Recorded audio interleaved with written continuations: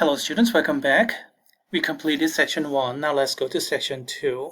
Again, we are going to talk about something essential, so even if it feels a bit boring, please try to stay through. It's okay to skip sections 3 and 4, but not section 2. Okay, here we go. The graph of a real function looks kind of like this. What is a graph? It's a set of points x comma y in the coordinate plane where x and y are related like this. Y is the output and x is the input. Y equals to f of x. Y is the function value. Here's an example. Depending upon what f is, we get different graph, of course, but we have to have this kind of feature. A vertical line test. No matter where I draw the vertical line, if you have a crossing, there should be only one, and only one. Given x coordinate value, we have only one crossing by moving vertically. That means we have only one y coordinate value, only one output per input. This program is randomized, so you can run it again and get different vertical line. Each time you get only one crossing. Now, what if these kind of things fail? Well, here's an example. We have a relation like this. I hope you remember it from section 1. It's a circle. And you have failed vertical line test here. For example, right here at 0.5, that's my x value. We have two crossings. Here, one y coordinate value. Here, another y coordinate value. So we have two outputs for given input. That's not a function. It's just a relation, but not a function. Here's another example.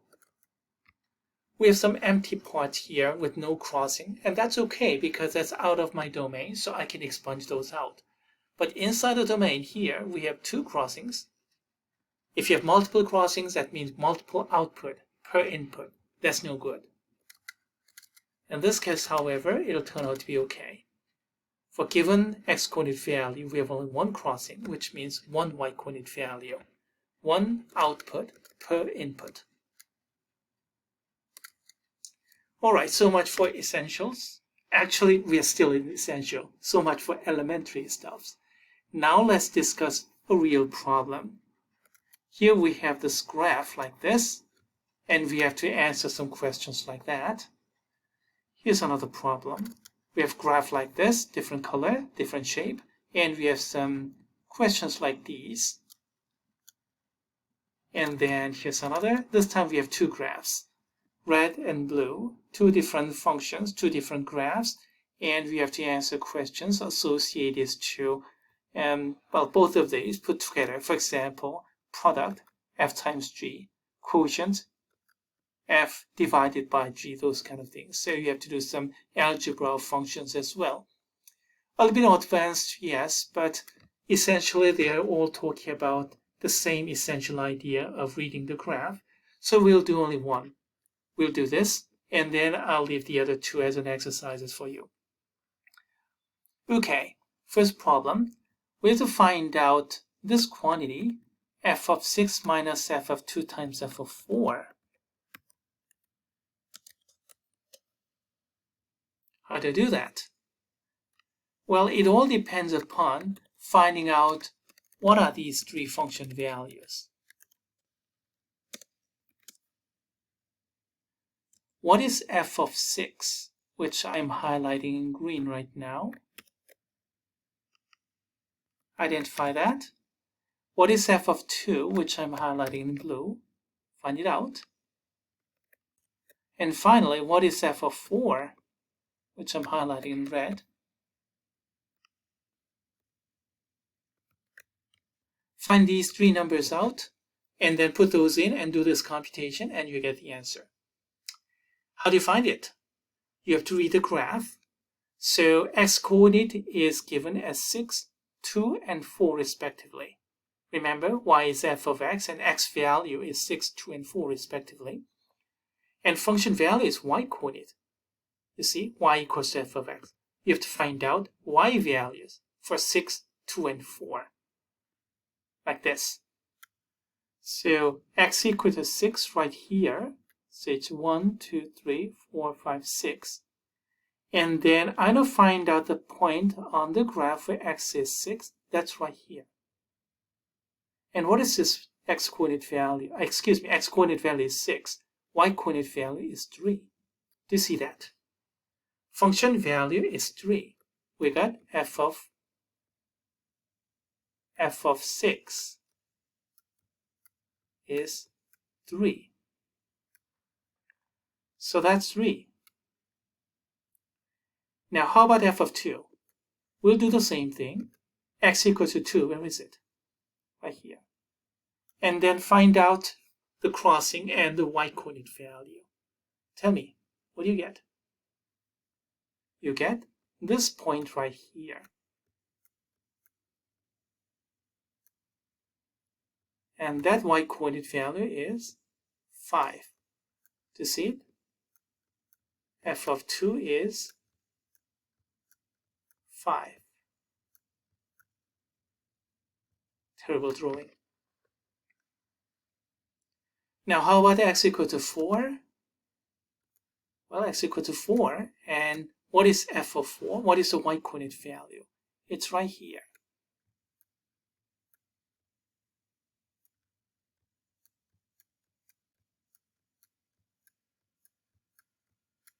Why not this one? Please note that this is emptied out. So whenever you have a solid dot, that's part of the graph. Whenever you have an empty dot, that's not part of the graph. It's just a placeholder. If you go a little bit less than 4, then yes, we have this solid line here, solid curve here. So that's part of the graph, but at x equal to 4 is emptied out, just a placeholder. So from these, we can find out the function values, 3, 5, and 1. Put those in and do your computation. You're going to get the answer. Let's get out of this drawing mode here. Remove all these. So that's 3.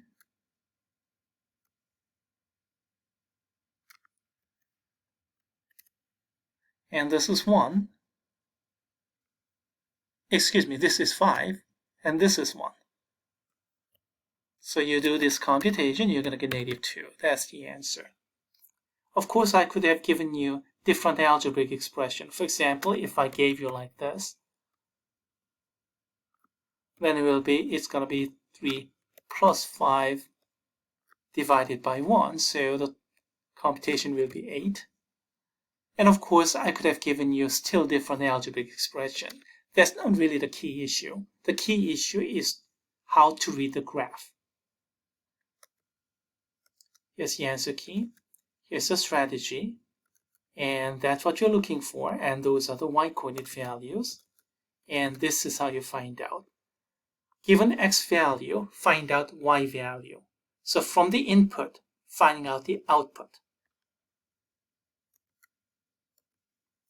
All right. So much for forward problem from input to output. Let's go backward. Let's do the next problem, which is going backward. From output, we have to find out the input. What is this? F of x is equal to 3 and find out all x values. Solving the equation, so f of x is equal to 3 and we are looking for x value. That's the structure, but y equals to f of x, that's the graph. That means y coordinate is 3. So output is 3, and what's the input? You see, function value is y coordinate. Y equals to f of x, that reveals a lot. Function value, the output is the y coordinate, and y coordinate is 3 in this case. So y coordinate is 3, and we have these two crossings, right here and right there. And that's not a crossing because that point is emptied out. So there goes 1, and there goes the second x coordinate values. Do you see that?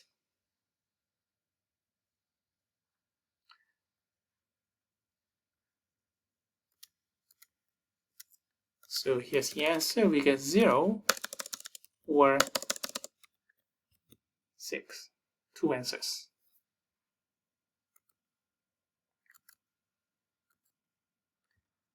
Here's the graphics.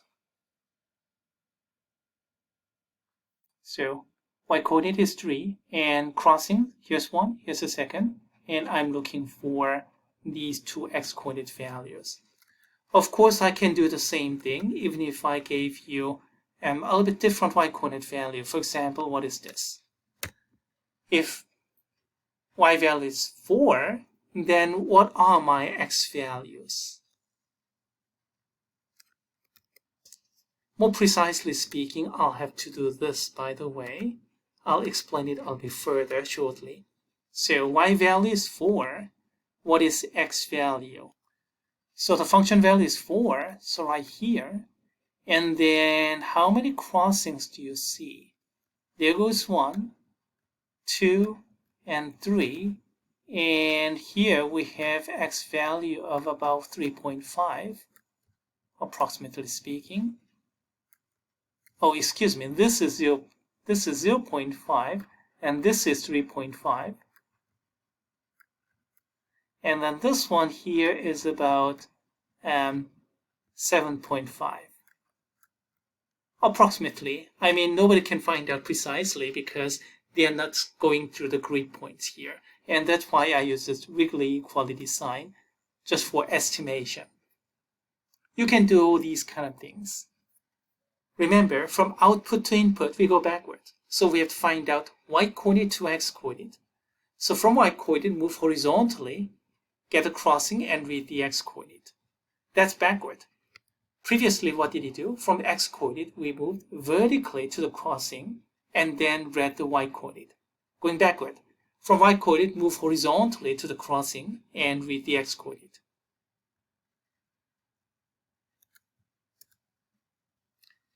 Now, what if we have inequality? Less than or equal to 3. Remember, function value is y-coordinate, so y-coordinate has to be less than or equal to 3. So y equals to 3 is over here, and then less than or equal to 3, we need down here.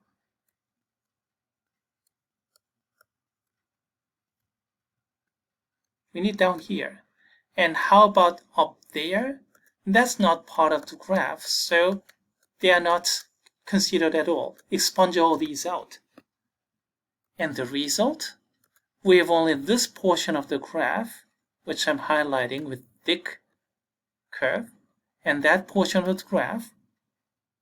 So what are the x values?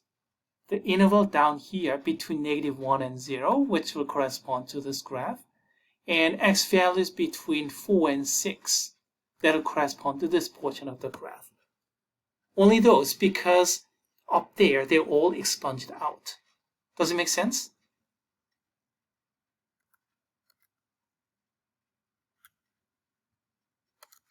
Here's a little bit better picture. So we want down here less than or equal to 3. So up there we remove ourselves from any consideration up there. Look at down here only. So this portion of the graph and that portion of the graph. And they correspond to between x's -1 and 0 and between x's 4 and 6. So we get these two intervals. Please note that we have all the endpoints here because we have semi-inequality, less than or equal to 3. So this point and also that point, those 2 points are included. So we have closed intervals for both. Is this kind of thing realistic?